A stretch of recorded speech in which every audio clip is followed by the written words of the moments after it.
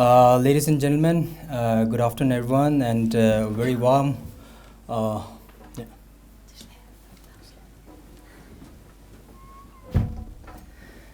A very warm welcome to the Tibet Awareness Talk Series by the Tibet Museum.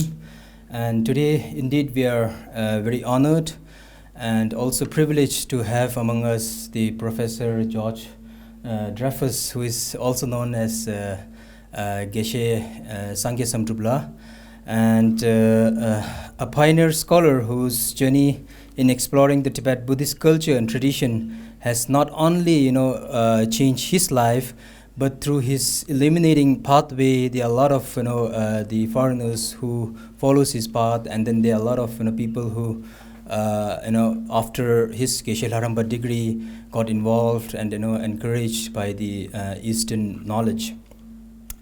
In 1985, Professor Dreyfus achieved a remarkable milestone, becoming the first Western to award the esteemed title Geshe Lharampa, a pinnacle of scholarly achievement in Tibetan Buddhist tradition. His journey stands as a testament to power the cross-culture exchange and profound impact that dedicated the scholarship can have in bridging the East and West.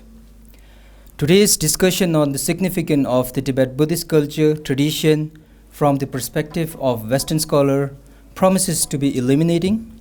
Professor Dreyfus brings a unique lens through which to examine the depth and richness of the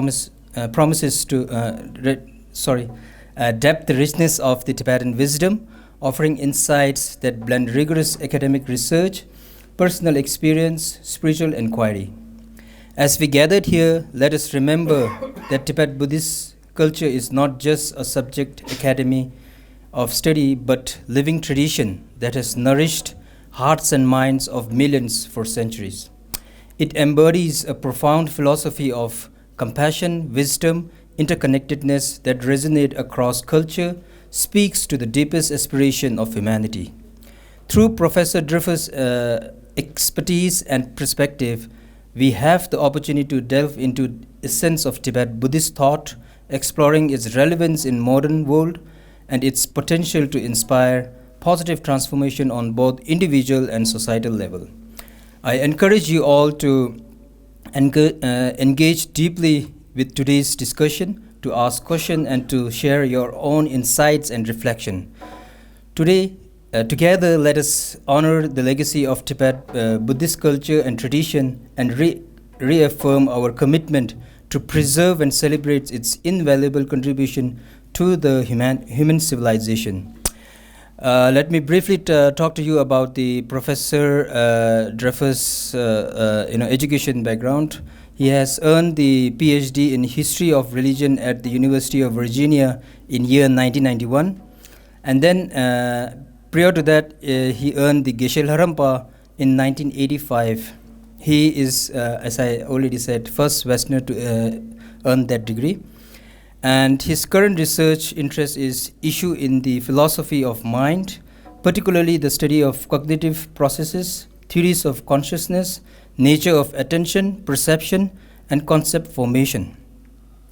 Indian Buddhist philosophy, fusion philosophy, theory and method of studying the religion and modernity.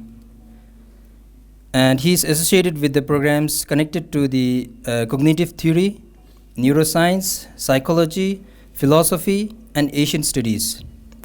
A few of his selected publications are The Sound of Two-Hand Clapping, The Education of the Tibetan Buddhist Monk. Second one is Recognizing the Reality, Dharmakirti's Philosophy and its Tibetan interpretations. The third one is Self and Subjectivity, a middle way approach in self versus non-self. Fourth one is Can a Madhyamika be a skeptic in Moon Shadow, Conventional Truth in Buddhist Philosophy. And the fourth one is Should We Be Afraid? The Return of the Sacred and the Rise of Religion Nationalism. And the fifth one is Philosophical Issue, Asian Perspective, Indian Theories of Mind. And the last one is Emotional Pathologies and Their Remedies, an Abhidharmic View. So without much ado, let's clap for the warm welcome to Professor Dreyfus. And Professor Dreyfus, may I request you to please start your experience, start your journey. Thank you so much. So, since this is a pretty small room, we can make it informal. And I'm not going to, I am going to lecture, but I think it's good if you have questions, you just raise your hand, and then we can talk about and make it much more dialogical rather than me lecturing for half an hour or 45 minutes. So I first want to apologize for the very banal topic. I didn't know really what I wanted to talk about, so I gave a title which could encompass almost everything under the sun. My idea got a little narrowed down, so now I know more what I'm going to talk, which is basically mind in Tibetan Buddhism. This is what has been, as you heard it from the presentation, this has been my main interest for many years. I have participated in Mind and Life and many discussions.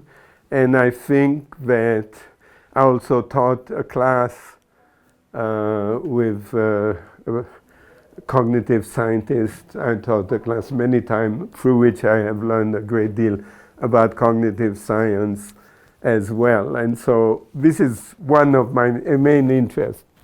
The other is Madhyamika, but we don't need to talk about here today. And I think the topic of the mind is extremely topical, if I may say so, because you probably all have heard of ChatGPT and artificial intelligence, and so this is going to be one of the main area of thinking and research in the 21st century, and so I think it's interesting to talk about this kind of stuff. And so because if you don't keep abreast, the world will still move ahead, unfortunately.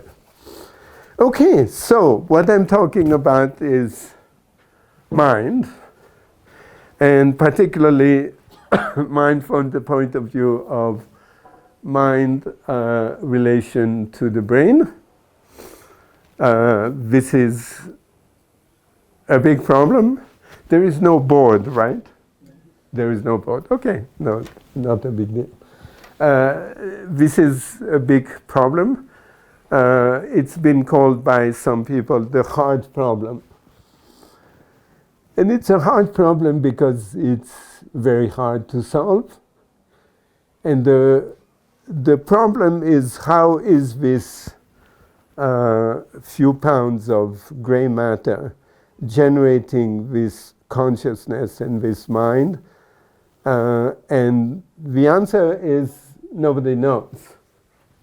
Now there are different views, and this is what I'm going to talk about today, but it is really the hard problem because nobody knows. Now some people are persuaded that the brain produces consciousness. We could call them materialist. That's probably the dominant view in philosophy of mind, at least in the Anglo-Saxon countries, of which I am aware. And then there is the opposite view, which is that it's the mind which produces the brain, which is a kind of spiritualist, more idealist. Now, this is not a very popular view, and it's not my view either. So, what I want to talk about is basically tell you a little bit about my course, which is called The Embodied Mind. And in this course, what we're trying to do is obviously not solve the hard problem, because nobody has been able to solve it. And if we were able to solve it, we would instantly be in the running for a Nobel Prize. And I don't think it's going to happen, at least in this lifetime. So, what are we trying to do? Well, we're trying to think about how to narrow the gap between the brain and the mind. And so what we're talking about, what we're thinking about is how is the mind given to us? How do we have access to the mind? Right? And so there is one way we have access to the mind. There are 2 ways, 3 ways.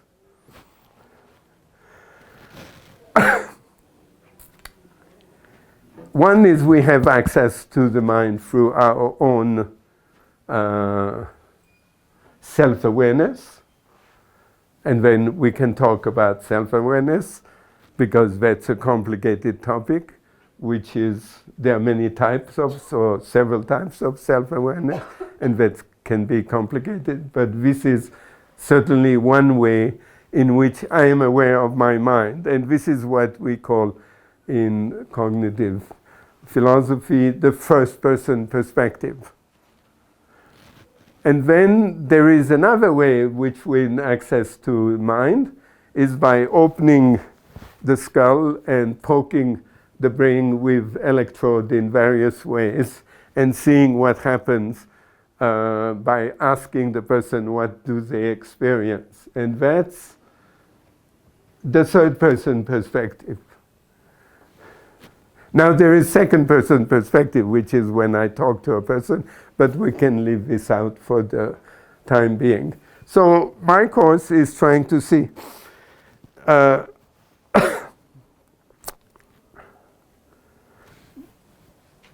how can we bridge this gap, or what is involved in that first-person perspective versus third-person perspective, right? Because that's what we're talking about, right?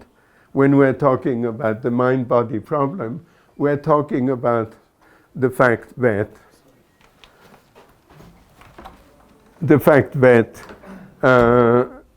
we have consciousness, we are aware of ourselves. For example, I am aware of this room. I am also aware of standing here talking to you. And that's my consciousness, right? And that consciousness is relating to my body, right? And so the question is, how does that work? Now, as I told you, and as I tell my students, nobody knows. So it's not we are going to solve the problem, but maybe we can make a little advance. So,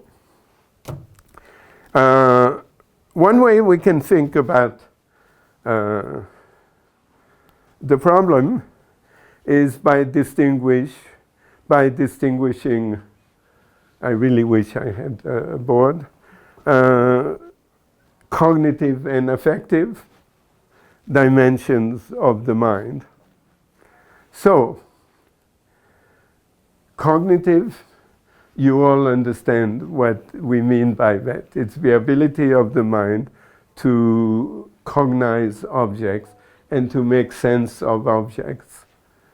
That's the easy part of explaining consciousness. That's relatively easy. What is more difficult is to explain the fact that we are not just cognizing object. We are here as embodied beings who are aware of what's going on. And our consciousness contains a lot more than what we can cognize. And so the difficult question is how to account for that aspect of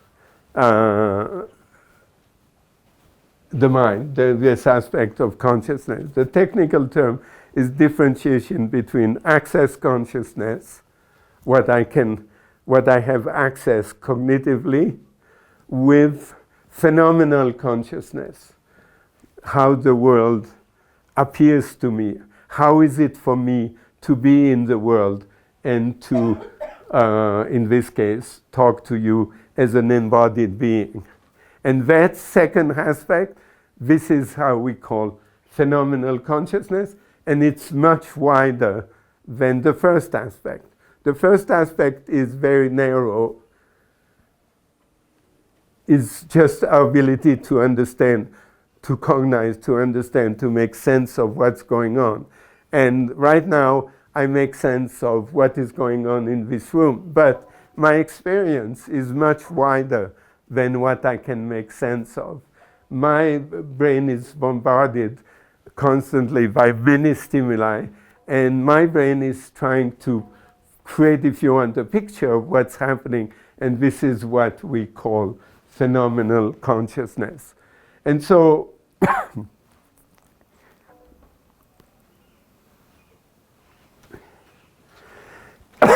when we think about human mind, we shouldn't think about just human mind as a cognitive device that process information. We should think of it as an embodied subjectivity. What do I mean by that? Well, that's very wide. This is what I was calling phenomenal consciousness, right?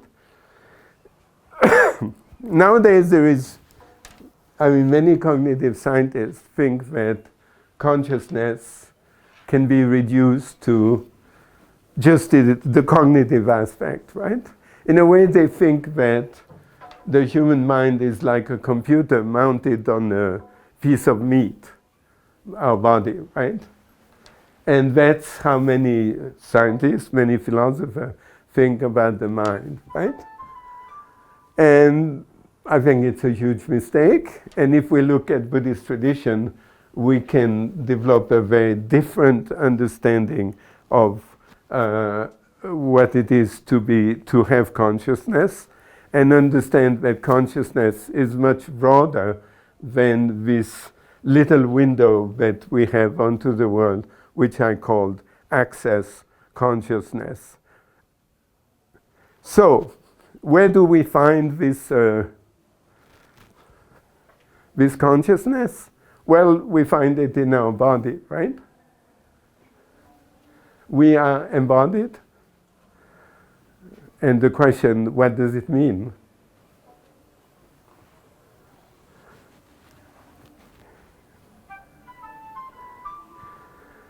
We're embodied, right?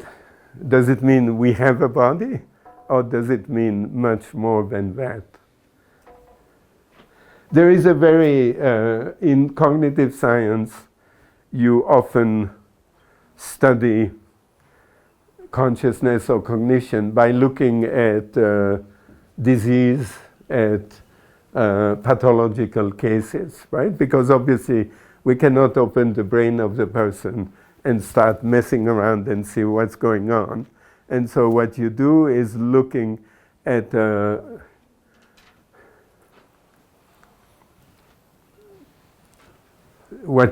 look at pathology, right? All kind of pathology. One pathology very interested is deafferented patients, meaning patients that have no sense of where the body is.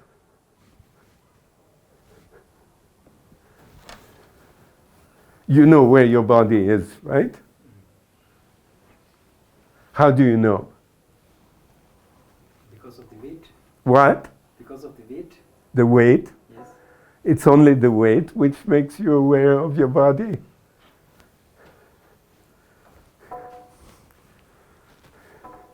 Deafferented patients don't know where the body is.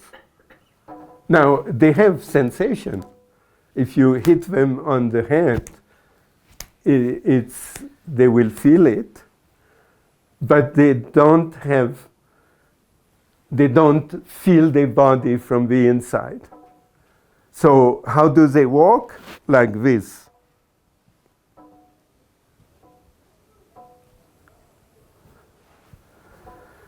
And if they don't look, they fall. This is embodiment.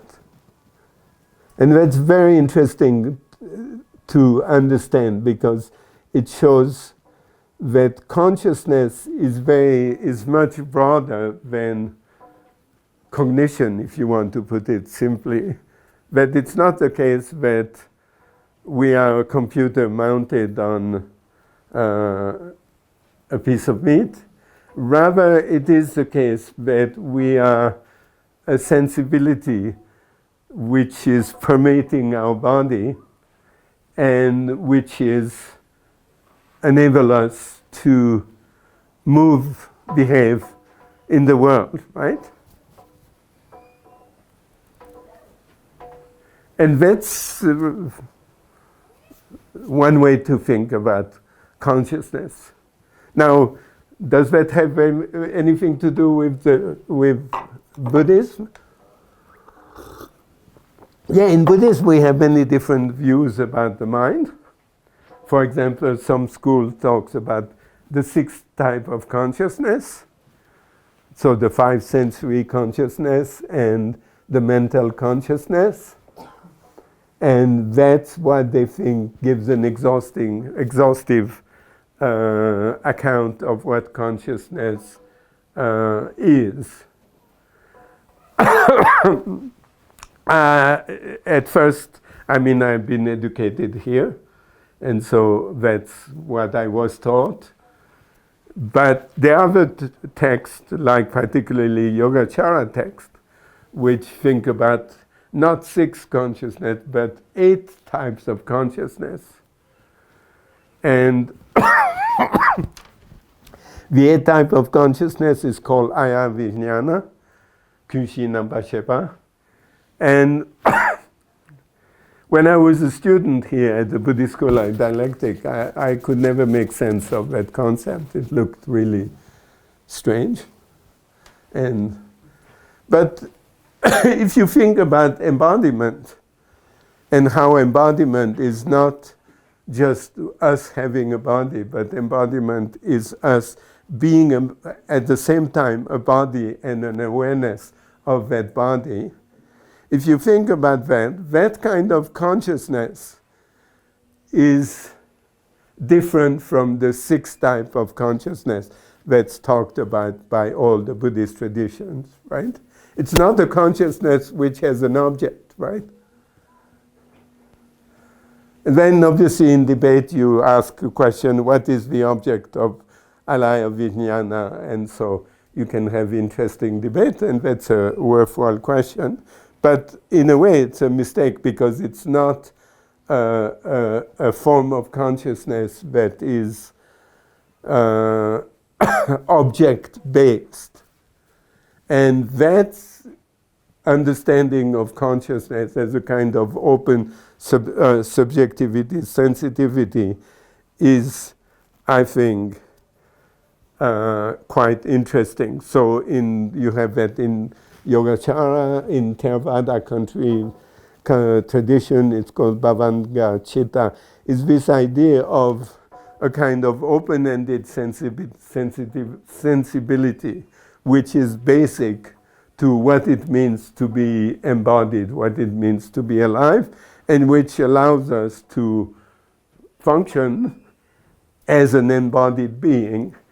And then obviously there are higher level of consciousness, which is when consciousness has a particular object, and that's what we call access consciousness or cognition, right? So this is what I teach my students.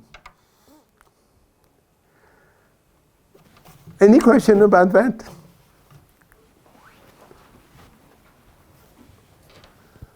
Yeah, the sense of where your body is. Yeah. Does that have an object? Because isn't your body the object? No, it's not your body. It's really strange, right? You know where your body is, right? If I ask you where your foot is, you know, right? How do you know? So You tell me. I don't know. even if I close my eyes, I can still. Yeah, exactly. And it's not like now when I ask you your question, you think about your body, your foot, right? But before you knew where your foot was. That's, I mean, you could say, what, all your body is your object? Right? Yeah. So you see the problem, right? A lot of tatsanga shujagdo, a lot of objects, right? Because the whole body is the objects. And to me, it's like, shows that thinking about consciousness just as object directed is probably not the best way to think about consciousness. It's one way to think about consciousness. In Tibetan you call Jukshe Juk, the sixth form of cognition that engaged objects. But there is something below, right? And that something below, I mean, call it whatever you want, but it's a different kind of consciousness, right? And I think that is a really interesting way to think about consciousness. And I think, in a way, that's what needs to be explained if we want to understand consciousness. Because the cognitive aspect is easy. Now, everybody heard about ChatGPT? Well, you better hear about ChatGPT because this is going to change your life in case you don't know it. This is really important. So ChatGPT is this wide language model which to whom you can ask all kind of questions, right? Have you used it? Yeah. For your work? Yeah. Okay, anybody has used it? Actually, he's working in Tibetan ChatGPT. Oh, okay, okay. So you must have heard about it. Okay, so you're the person I need to talk to because I don't understand well ChatGPT. But now ChatGPT is not yet fully cognitive, right? It's just a language model, right? But I think you can think about a development in which ChatGPT would be, in fact, akin to a human cognition, right? I cannot foresee that for now, but yeah, it's possible in the future. Yeah. And my point is that even if it were so, which is not the case, right? Now, everybody here should really look at ChatGPT because this is going to be the main development in the 21st century. And I'm not kidding. This is going to change all your life. This is extremely important. This is artificial intelligence, right? Oh, close. It's not yet artificial intelligence, but it's close to artificial intelligence. You agree, right? Yes. Okay. So you should really talk to people because this is not a small story, right? This is a big story. And so my point is that even BT or some other program were to succeed to really model fully human cognition, which I personally think is possible, but okay, interesting deep discussion, right? Even if it were the case, that would not account for what human consciousness is, because human consciousness is not just this cognitive device mounted on a body. Rather, human consciousness is embodied, and that's what is difficult to account to. And this is different from modeling human cognition. It's much wider, right? Would you agree? Yeah, and that's what I am talking about. Yes, please. Is intuition also part of the eight senses? Sorry, my hearing is not good, so you have to scream at me. Is intuition? Intuition? Yes, part of the eight senses that you were talking about. No. No. You're sitting, right? Yeah.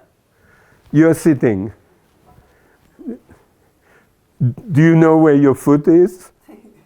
Now you're thinking about where my foot is, but I assume if you have if you're a normal person, you don't have any pathology, you know where your foot is, right? How do you know? Tell me. It's not like you're thinking all the time about your feet, right? At least I hope so. So is that intuition then? That's not intuition, because intuition is like, I don't know what you mean by intuition. It's a kind of sense that you have, direct sense that you have, that you're in contact with your body, right? From the inside. Right. Because I'm asking that because sometimes when you have this message transferred, right? You touch something and then you get a message in your brain that this is book, this is a body, and this is a chair, right? Yeah, but it's not like that. Right. So intuition doesn't work in that way. You don't necessarily have to do Okay. something, but you get the message instantly. That's sort of an intuition. Well, you get a message about your whole body, right? Yeah. So it's a lot of messages.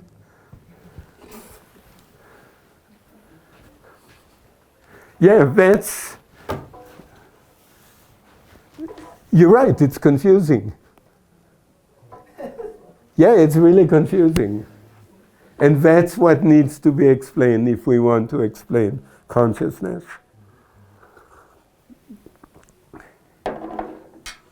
And Buddhism has interesting things to say about that, because in Tantra, for example, they talk about different level of mind, gross mind, subtle, very subtle mind, right? And sometimes it's a bit difficult to understand what they mean by subtle mind, but you can imagine that it's not unrelated to this kind of liminal sensitivity that we have of our body, right? Maybe. Certainly the Alai Vijnana Kunshi Namshe is described as pervading the whole body, which I never understood when I was a student here, but now I think I understand a little bit better. And that, I think, is an important way in which Buddhism can contribute to this understanding of consciousness. This is a search, right? Nobody knows. Nobody understands what consciousness is. Many people think they know.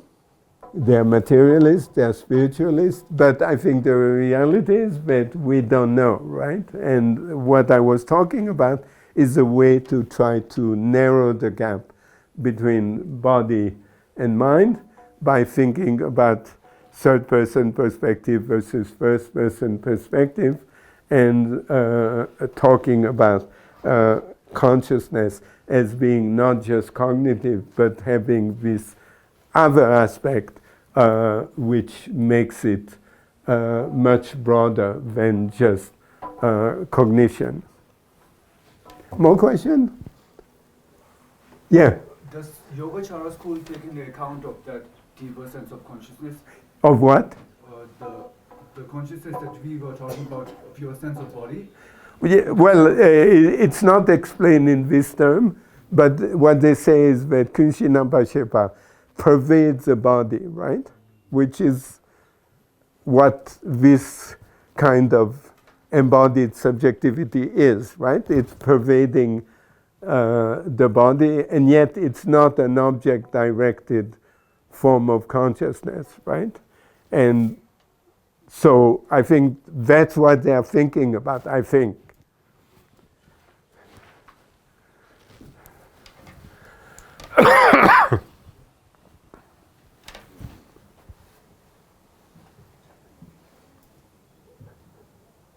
Okay, so I have a question.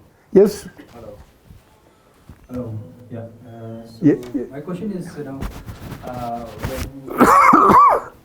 you proceed for the Geshe Lharampa, one thing is, what made you pursue this career? Which career? The Geshe Lharampa coming to the East and exploring the knowledge of East. Oh, okay, that's easy. And the second one is, what are the challenges that you face? Why did Bodhidharma come? You know Zen koan? Yes. Why did Bodhidharma came to the West? So that's like this. Why did George come to the East, right? Yeah. But why after such a long gap? Because Bodhidharma was like time immemorial. Yeah. You at the because you have that pioneering, and Yeah. the second and third, of course, we can understand because there's someone to look at, right?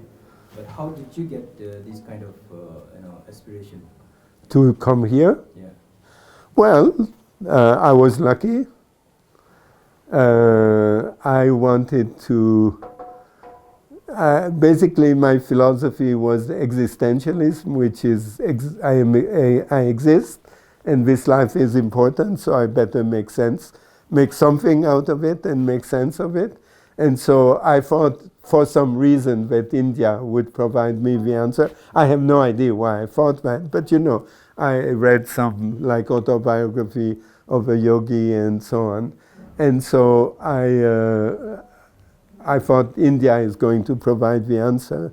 And so I came to India and I was devastated by what I saw. I really hated it, sorry Tasha. And I thought, this is not for me. And then this was particularly shocking in Benares. I thought, oh my God, where am I? And then I met some Buddhist monk, and they're clean, they're shaved, they behave kind of nicely, they're not like Indian sadhus. And so I thought, let's go. Where are you from? And then they say, oh, we are from Dharamshala, and you can go to Dharamshala, you can study with a teacher, and so on. And so I came here. And then I received a teaching from Geshe Lharampa, my first teacher, about basically the Four Noble Truths, particularly the first truth of suffering. And I thought, yeah, this is what I was looking for. Yeah, so this is why I started on that path. And I'm an intellectual. I'm not Gomchenpa. I am an intellectual from the age, 9 or 10 or something like that. And so for me, studying was a natural way to go about it. And so one thing led to the other, and so this is how I spend time here. Sorry. And in South India as well. And then I decided I would go to, I had the choice to stay here or to go to the West in the American or in a European university. And I thought it would make more sense for me as a Westerner to go back and to try to find my place in an academic environment. Since I am an intellectual, I might as well work for an academic institution. And so this is how I went from here to America. Jeffrey Hopkins was kind enough to take me in his program. And so this is how I became a boring academic. Right?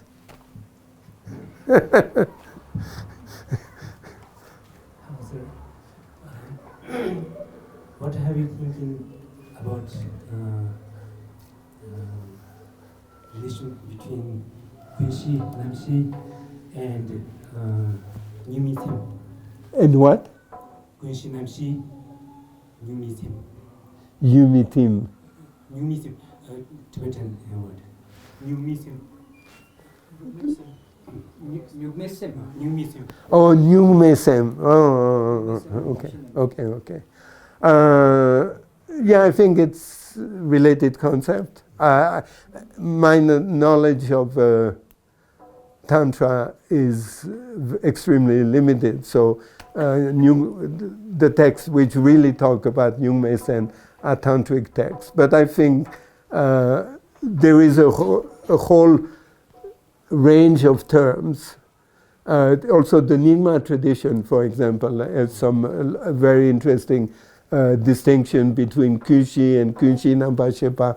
So there are a lot of different terms to talk about this kind of consciousness, which is very different from the normal, the usual consciousness, which is object directed, right? So I think Nyingme is somewhat related, right? It's in the same family. Now, I'm sure if I asked Kempo, he would be able to draw some very distinction. But from my point of view, that's not what I'm interested, because I'm interested just to take this as example to broaden the sense of what it means to have to be conscious, right? And that's what I think is interesting for me. Now, these technical distinctions are certainly meaningful, and they are certainly worth paying attention to, but they all tap into this sense that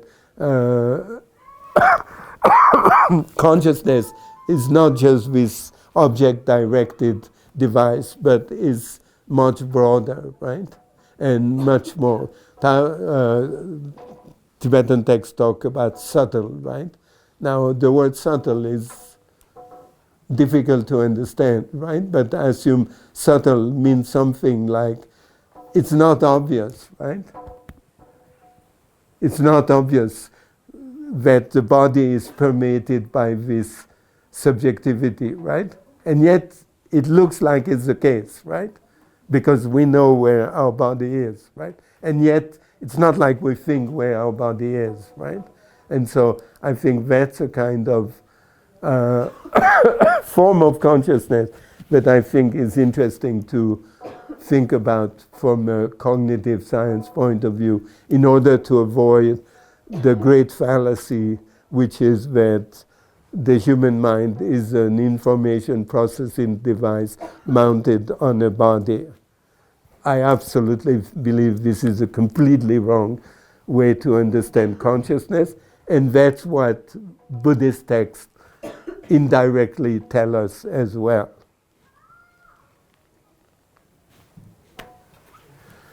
So what happens to a person if he gets drunk? What's that? If he or she gets drunk? Yes. So is it the conscious or body mind? My question is, what happens to a person if he gets drunk?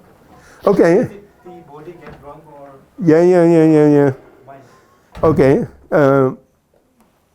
My experience of being drunk is not manifold.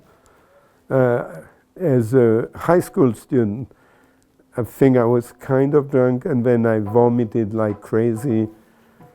And so this was not the best experience in my life. I was in my bed. My bed was covered in, okay, never mind. And then, so I'm not sure. But what is interesting is that there are some discussion in Tantra of using alcohol, right? Now, I'm not sure how it works because I'm not a big drinker, but my sense is that if you can silence the kind of busyness in your mind and being in touch with this kind of much more basic receptivity, then I think you are in an interesting dimension.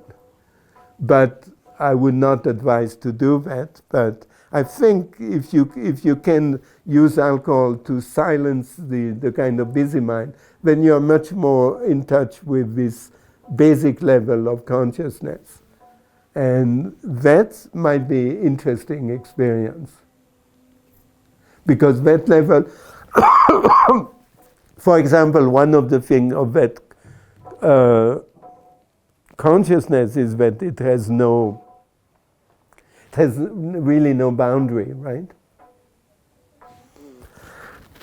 And so if you can make it cognitive, I think it's interesting, but I have no idea how it works out. This is difficult practice. Another question? Yes, please.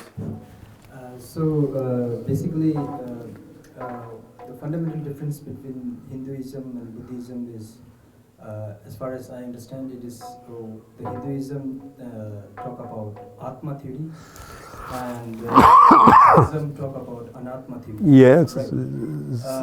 But if we look at the Buddhist, the Bharto, and if you look at after that, there is still subtle, the clear light. Yeah. The numerology way we say. So which transmit from one, so it's a ongoing process. Yes. So how exactly, because in that sense it's similar to Atma theory, because it's also the nomenclature is different, but there is something which is continuous, throughout the process. So it is always challenging for me to explain to the Hindu people, Hindu devotee who come here and they talk about. So on the fundamental level, what is how can we explain it better to them? Well, that's a very good question. One of my colleagues who has passed away, Stephen Collins, used to say that the most difficult question is to know the difference between Hinduism and Buddhism. And that may surprise you because you can say, well, one has Atma, the other has Anatma, but it's actually much more complicated than that, right? So, for example, so to start with, there is a technical answer, which is that the mind that goes from life to life changes moment by moment, right? And that's what a Geshe would say, that it's still kechikma, it's still momentary, therefore it's not permanent.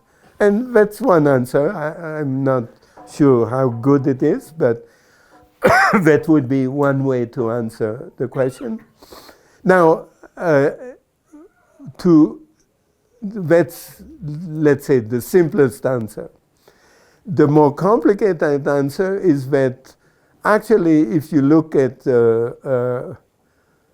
Buddhist Tantra and Buddhist Tantric school in Tibet, you have Zhentong schools, and Zhentong schools are pretty much, now they're different kind of Zhentong, and I don't want to get in trouble with people feeling slighted, but one form of Zhentong, for example, Jonampa, but not just Jonampa, is pretty much like a Hindu Atman. So I think if you start to look in greater detail, you start to realize that the differentiation is much more blurred than it's made to be. So the doctrinal answer is moment by moment, but the reality of Buddhist Tantra is that it's complicated, and that many Buddhist Tantric meditation seem to presuppose a kind of consciousness which is difficult to account through the theory of momentariness. Because theory of momentariness is really good at talking about how our 6 forms of consciousness change moment by moment. And that's good, okay, that's good. There are many questions to be raised because it's actually much more complicated than it sounds. But okay, we can get on board with that for the time being. But once you deal with the eighth consciousness in one form or the other, is harder to see it as momentary, right? And so the temptation is going to make it as a lasting form, because it's not object-based, right? And so it's a bit harder to think as this changing moment from moment, right? So I think that's, I'm sorry to say, it's an ongoing question. Because when you include Buddhist Tantra and the form of consciousness that I've been talking about in this talk, it's not clear that this is not an Atman, right? Now, by Atman, it's also complicated on the Hindu side because different Hindu thinkers mean different things by this word. So it's a very complicated conversation. But usually modern Indians, when they talk about Atman, more or less have a kind of Vedanta view. Would you agree? I don't know. So if they have a Vedanta view, Vedanta has this view that consciousness is not individuated, right? Atman is identical or more or less identical with Brahman. And so Atman for them is not individuated. And I have not seen any Buddhist text that talks about, I think there are a couple, but very few Buddhist texts that talk about consciousness as being not individuated, as being this kind of cosmic awareness.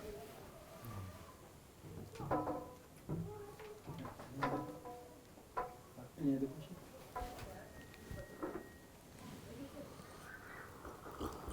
Professor, how do you think a mind moves a body? So mind and body, it's like. I told you I'm not going to solve the problem. So does this idea of embodied consciousness help answer that question? Yes. No, it doesn't answer the question. It helps to narrow the gap.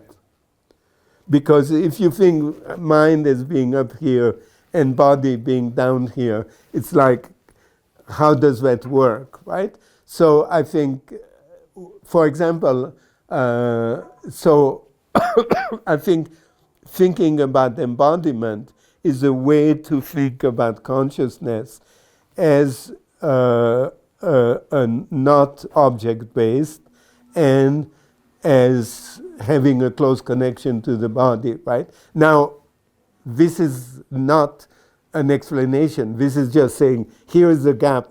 Instead of being like that, it's like this, right? Because still we have to understand,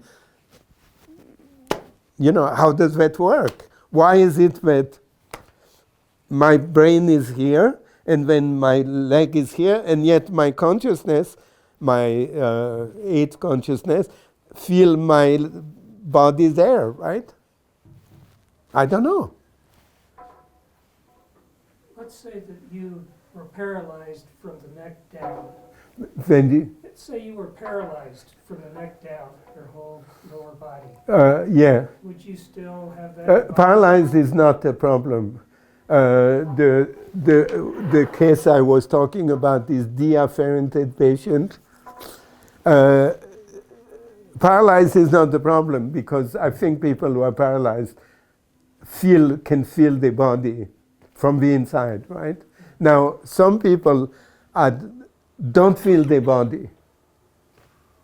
They feel the body. I think there is one patient, I forgot his name. It's a very famous case for cognitive scientist and philosopher. And I use this as an example in my course on consciousness. And so that patient has up to from here.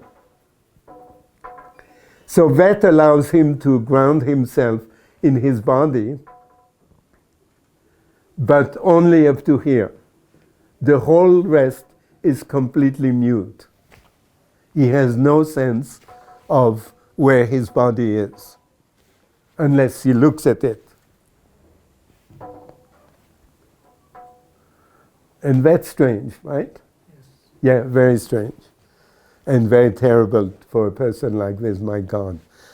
It's horrible. And so, yeah. So the mystery is, what is it that we have that allows us to be in our body, right? To be embodied. And that's what we need to explain if we want to explain consciousness. And I think Buddhist text can help, but nobody has a solution. I don't know if there is a solution or whether it's going to remain a mystery, but certainly if there is a solution, we don't have it. The person who is deafferented has no sense of his body from the inside. But if you hit his head, his leg, he feels it. Has there ever been a case where somebody did not have that embodiment, but later in life they did?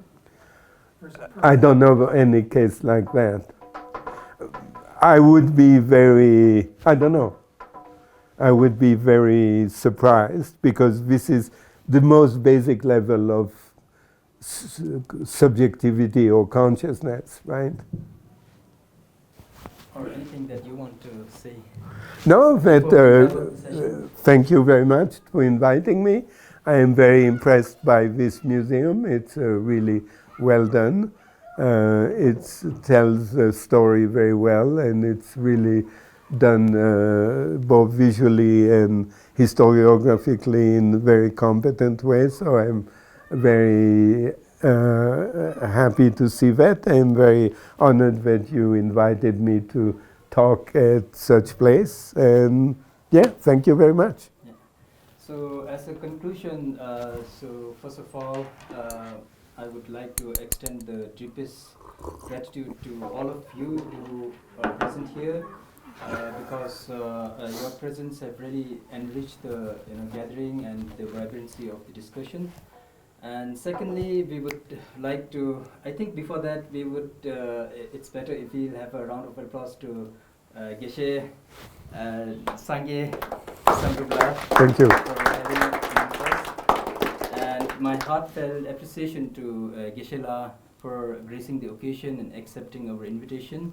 And also I would like to thank Natasha, who is also a renowned yoga instructor, to decreasing the occasion.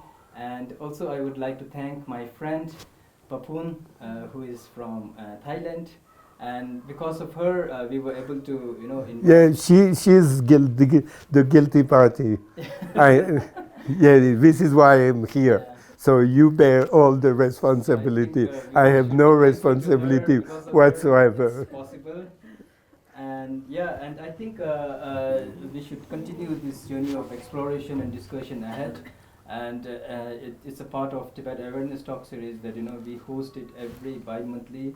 We try to catch hold of the expertise on Tibet around, especially who are physically here, and we hope that means this the audience will continue to come and get enlightened. And after this, we have a tea and a cookie section, so you can ask more informal at the get the session. Okay, thank you. And from the Tibet Museum, a small gift. So yeah, can you? Thank you, Geshe La. So this is a small gift from us. Thank you. Thank you, everyone.